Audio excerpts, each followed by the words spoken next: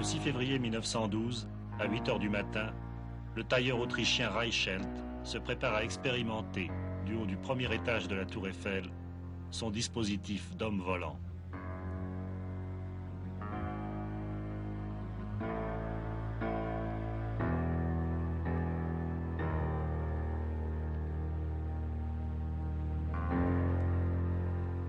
À 8h05, il se jette dans le vide.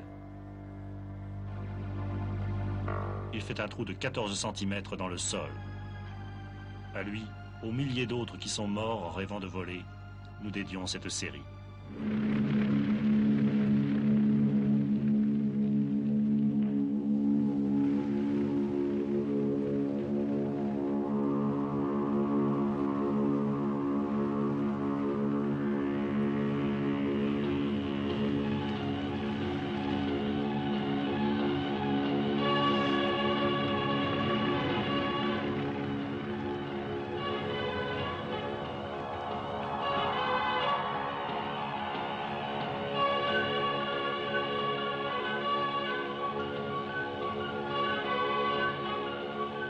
Aujourd'hui, ce jeune champion de vol libre, Alain Ivinec, est redevenu Icare. Icare, le premier homme volant, dit la légende. Cela se passait en Crète il y a très très longtemps. Icare était prisonnier avec son père, Dédale, dans le labyrinthe, gardé par le féroce Minotaure. Pour s'évader, ils imaginèrent de relier à leurs bras de grandes ailes de plumes fixées par de la cire. Icare, grisé par la joie du vol, monta trop haut dans le ciel, l'imprudent. Le soleil fit fondre la cire, Icare fut précipité dans la mer. Dédale, lui, ne pensant qu'à son évasion, réussit à planer jusqu'à la liberté. Et voilà, en ces temps mythologiques, comment naquit l'aviation, avec son premier pilote et sa première victime. Et toute cette enfance de l'aviation est marquée par ce rêve, voler. Mais comment faire? L'homme est si pâteau sur la terre. De tout temps, la première idée sera toujours imiter l'oiseau.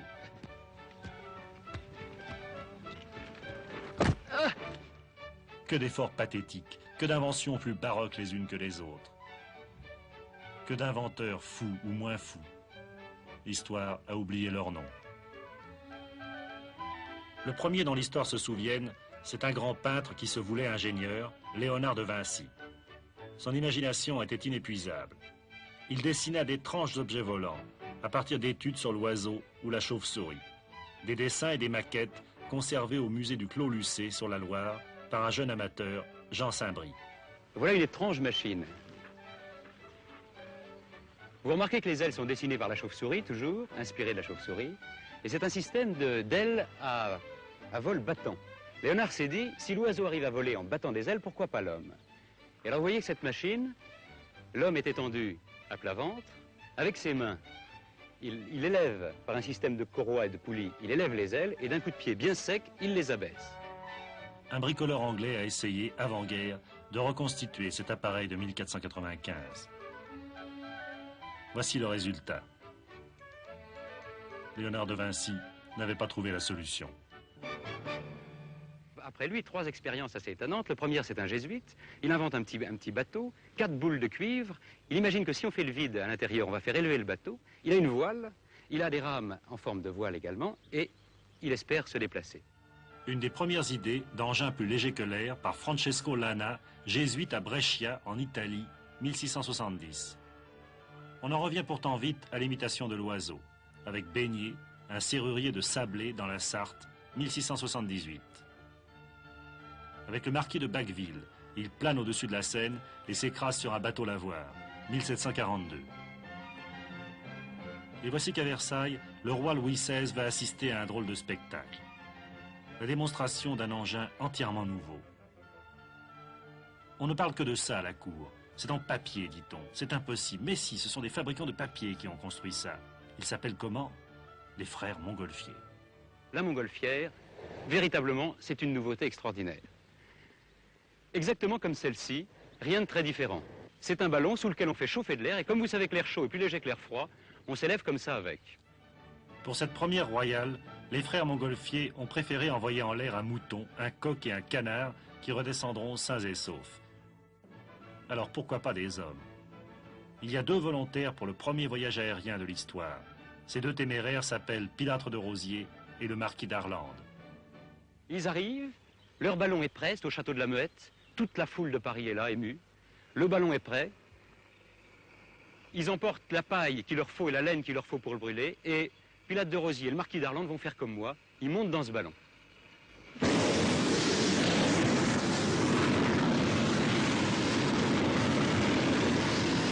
Ils sentent une force ascensionnelle, comme ici exactement. Ils remettent de la paille, nous brûlons du tagage. Eux mettent de la paille, lâchez tout. Et voilà qu'ils sont partis au-dessus de Paris. Les voilà partis au-dessus de Paris. La foule est absolument immobile, ils sont absolument terrifiés, fascinés. Et le marquis d'Arlande se dit, mais bon, pourquoi sont-ils comme ça? Il sort son mouchoir blanc, il fait des grands gestes avec son mouchoir blanc, et il voit la foule qui se met à bouger. Et il est fasciné, il la regarde. Ce regard émerveillé de Pilâtre de Rosiers et du marquis d'Arlande, les premiers hommes qui voient la terre du ciel, des milliers d'autres aéronautes vont la voir après eux. Mais ce qui naît ce jour-là, ce n'est pas l'aviation, c'est autre chose, une autre histoire, celle des ballons, des dirigeables, l'histoire du plus léger que l'air.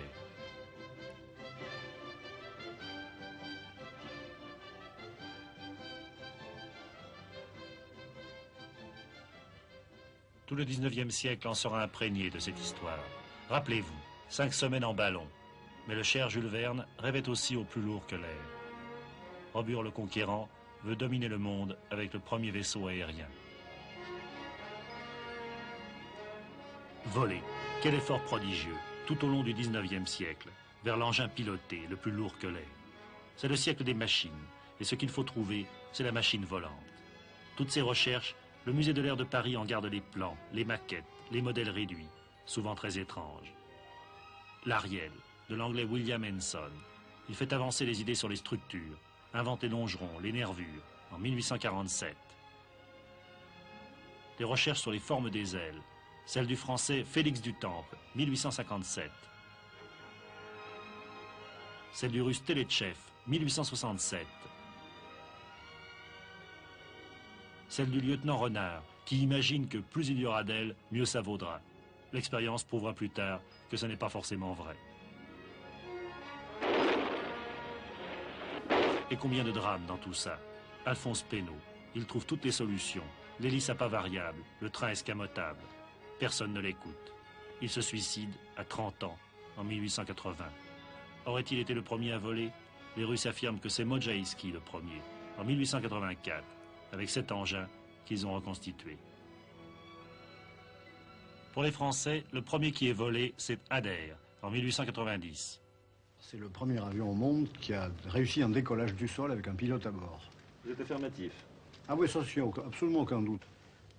C'est un historien qui nous le confirme. Le conservateur du musée de l'air, le général Lissarag. Il a choisi le modèle de la Roussette des Indes, une chauve-souris spéciale qui lui a plu, je ne sais pour quelle raison. Et vous voyez qu'ici, on voit très bien cette membrure qui reproduit tout à fait les 5 doigts de la main, enfin les 4 doigts avec le petit pouce ici, qui se replie. Ici, derrière, c'est l'attache qui correspond à l'épaule. Et cette partie, qui a la forme un peu d'un parallélogramme, est également repliable. Alors tout ça a l'air de...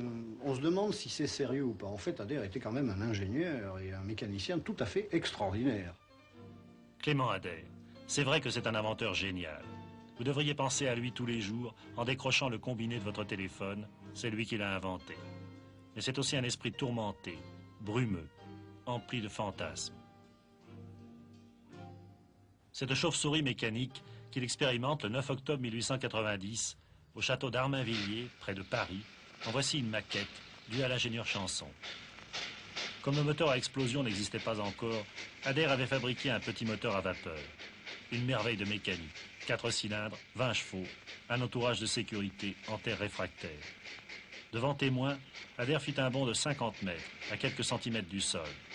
La maquette n'a pas fait mieux.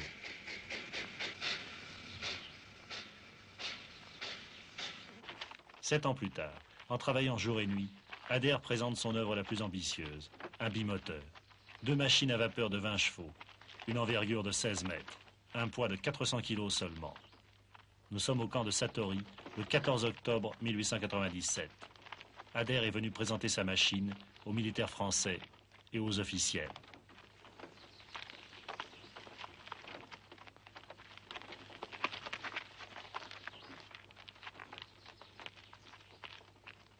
Pour lui, c'est la dernière chance. Il a tout misé sur un achat par l'armée. Il dit « sera maître du monde qui sera maître de l'air ».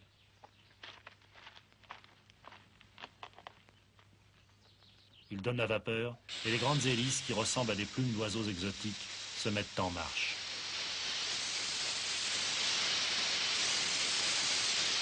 Il est 5h15. Quelques secondes plus tard, il est dans le fossé. Il a fait un bond incontrôlé de 300 mètres. C'est insuffisant et le ministre de la Guerre refuse le projet.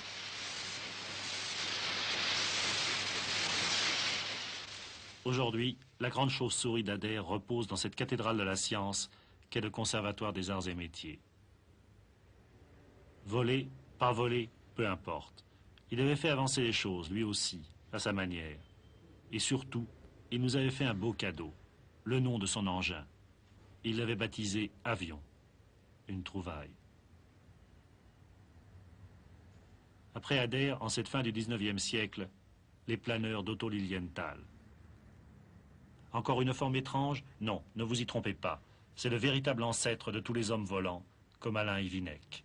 Le premier qui a eu l'idée de génie de se poser la bonne question, c'est-à-dire non pas comment les oiseaux volent, mais pourquoi les oiseaux volent, c'est un Allemand, c'est Otto Lilienthal, qui, en 1891, réalise le premier appareil, qui ressemble d'ailleurs étrangement à celui-ci, qui est un appareil qui a la même surface portante, à peu près 20 mètres carrés, qui a une forme delta. Il réalise donc cet appareil à la suite des recherches qu'il a faites et de la question intelligente qu'il s'est posée, non pas comment les oiseaux volent, mais pourquoi les oiseaux volent. Et dès l'instant où il a trouvé pourquoi les oiseaux volent, surtout les oiseaux planeurs qu'il a longtemps observés, il a trouvé la réponse. Les planeurs de Lilienthal ou du franco-américain Octave Chanute amènent la mise au point d'une forme d'aile pilotable, un progrès décisif. Au moment même où arrive un autre progrès, le moteur à explosion. Les deux ensemble et l'aviation va naître. C'est l'américain Samuel Pierpont-Langlais qui est le premier à installer un moteur à explosion sur un engin de forme déjà moderne, en 1902. Un petit moteur de 5 cylindres en étoile, mais d'une puissance de près de 50 chevaux. Langlais va expérimenter son engin le 3 octobre 1903 sur un fleuve de la côte est des États-Unis, le Potomac. Il était lancé sur une espèce de catapulte, sur le toit d'une espèce de péniche, et il partait sur le fleuve. Encore une idée un petit peu bizarre qu'avaient tous les précurseurs, de cette idée que sur l'eau on serait moins mal en cas de chute. Alors il se lançait sur le Potomac, et au sortir de la catapulte, cet appareil a piqué immédiatement du nez et tombé dans le fleuve. Bien entendu, on ne peut pas parler d'un vol. Pourtant, on était près du but. Toujours aux États-Unis, ici sur la côte atlantique, s'étaient installés au début du siècle deux pionniers de l'aviation, les frères Wright. Ils avaient choisi une bourgade de pêcheurs, Kitty Hawk, en Caroline du Nord, parce qu'au-delà des dunes boisées, il y avait de bons terrains sablonneux, en pente, avec beaucoup de vent. Un endroit propice pour essayer des planeurs. Et ces deux industriels prospères abandonnaient pour l'hiver leur fabrique de bicyclettes de Dayton dans l'Ohio pour venir camper dans cette petite cabane.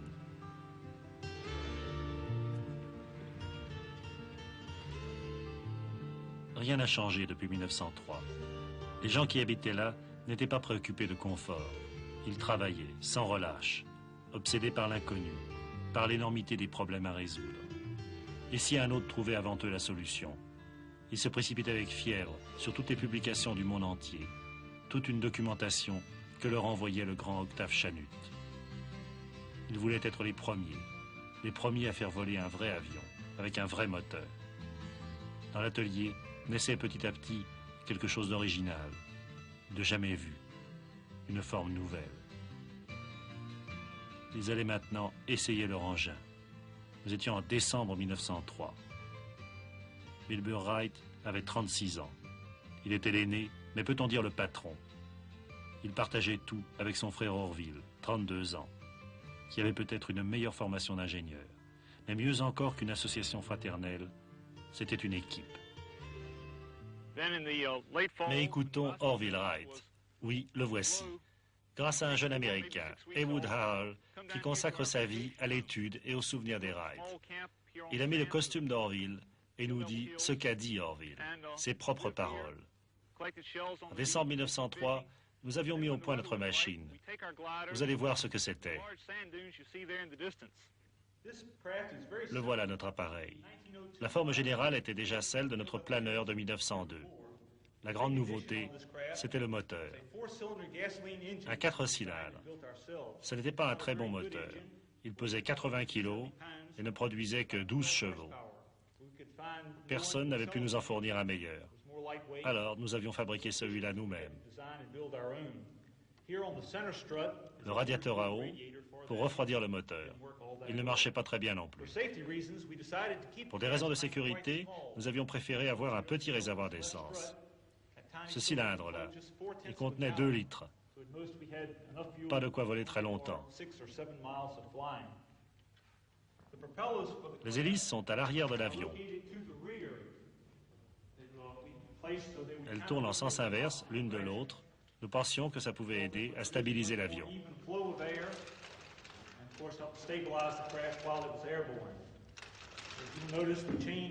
Vous remarquez la chaîne qui faisait un 8 et qui transmettait ce mouvement inversé aux hélices. Je vais monter à bord de l'engin et vous montrer les commandes. C'est toujours le même système que nous avions inventé sur notre planeur. C'est très compliqué de monter dessus à cause de tous ces câbles, mais je vais faire de mon mieux.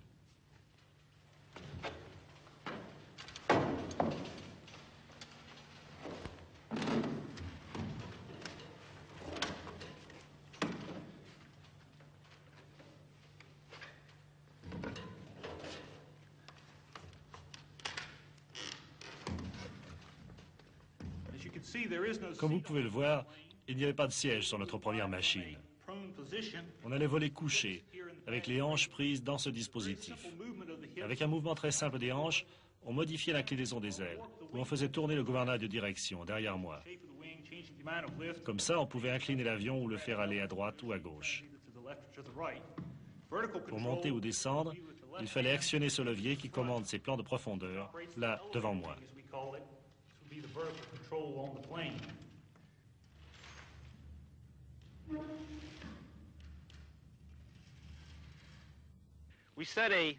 Le jour du vol était arrivé. Voici le rail sur lequel l'appareil devait décoller, face à un vent très fort de nord-est. Il faisait très froid ce matin-là. Il y avait des plaques de glace.